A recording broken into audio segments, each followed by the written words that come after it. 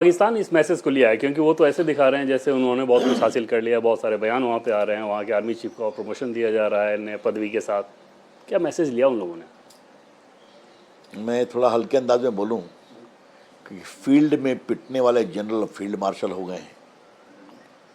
वैसे फील्ड के तो कई माने होते हैं, वो एक अलग बात है, लेकिन फील्ड में पिटने वाले जनरल हो गए हैं फील्ड मार्शल।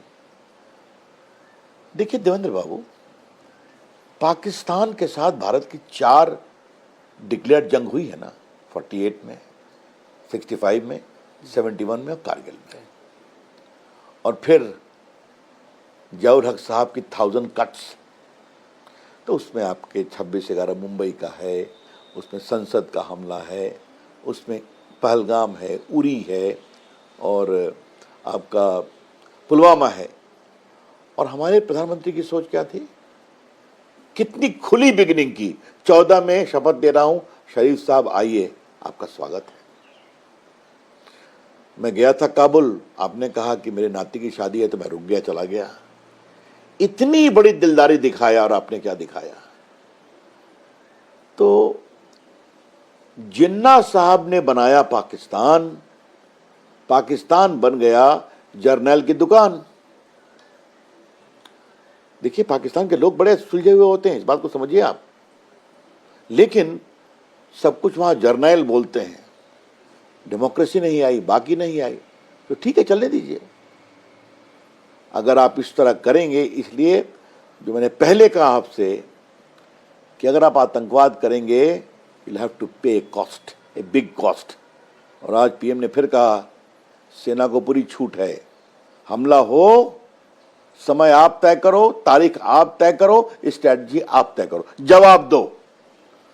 तो ये बीकानेर तो सरहद पर ही है ना, तो आवाज सुनी गई होगी आज।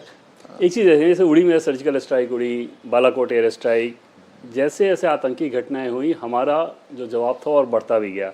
पहलगाम के बाद ऑपरेशन सिंदूर और एकदम अलग लेवल पे 100 किलोमीटर अंदर जाके, बावजूद इसके ऐसा लग तो नहीं रहा है कि पाकिस्तान कोई लेसन दे रहा है आतंकवाद को लेकर प्रायोजन में। तो उस हिसाब से मैं पूछ रहा हूँ कि क्या ये ऐसे ही चलते रहना है? देखिए, पहली बात है कि उरी हुआ तो थमा, पुलवामा हुआ तो फिर 3 साल थमा, और इसके बाद वो काफ़ी थमेगा, क्योंकि अब खौफ है वहाँ, डर है वहाँ कि लाहौर में भी आके मार सकती है भारत की सेना, इस्लामाबाद भी मार सकती है।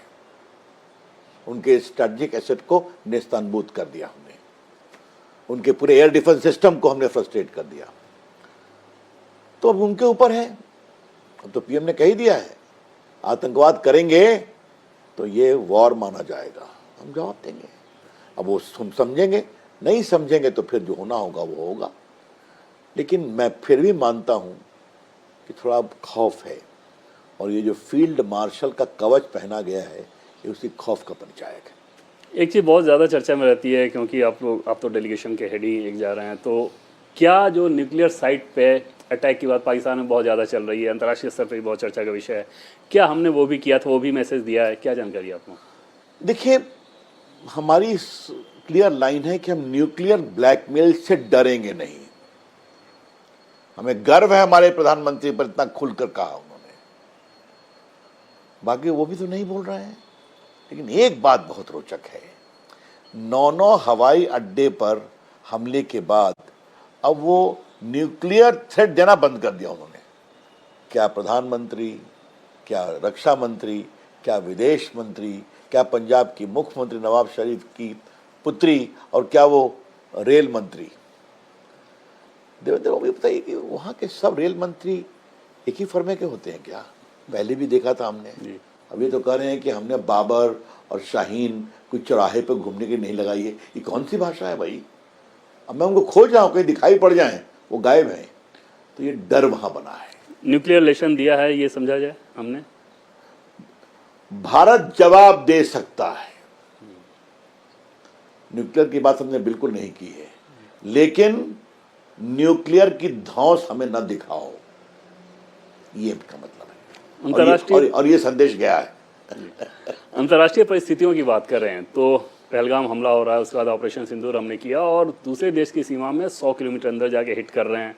हम भी बता रहे हैं, वो भी बता रहे हैं। दुनिया का जो रिएक्शन रहा उसे कैसे देखा जाए, खासतौर पर 2014 से पहले और 2014 के बाद के दौर की अगर तुलना करें तो? आपने बहुत अच्छा सवाल किया। पहली बात, यूएन में जितना सख्त प्रस्ताव इस बार पारित हुआ, ये पुलवामा में हुआ था क्या, 26/11 में हुआ था क्या, संसद पे हमले पे हुआ क्या था, मुंबई ब्लास्ट पर हुआ था क्या, नहीं हुआ था। तो सिक्योरिटी काउंसिल में पाकिस्तान है टेम्पररी मेंबर अभी, और इतना कड़ा प्रस्ताव। दुनिया के सारे देशों ने ओपनली कहा, प्रधानमंत्री को फोन किया, विदेश मंत्री को फोन किया। तो भारत के साथ जिसे कहते हैं सॉलिडारिटी, वो तो उन्हें करके दिखाया। तो मैं ऐसा मानता हूं कि ये एक बहुत बड़ी विजय है, और दुनिया ने भारत को मोदी की अगुवाई में दो प्रकार से देखा है। लोकतांत्रिक देश है, एक बहुत मजबूत नेता है जो सबके साथ रिश्ते अच्छे रखते हैं।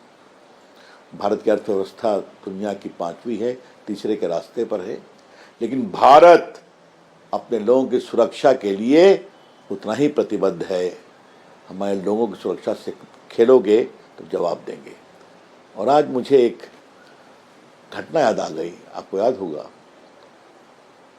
एक अमेरिकन पर लीबिया के लोगों ने अटैक किया था, और रेगन ने कहा था, the cost of life of every American is important. Modi ji ने वही संदेश दिया है, हर भारतीय की सुरक्षा हमारा कर्तव्य है, छेड़ोगे तो छोड़ेंगे नहीं।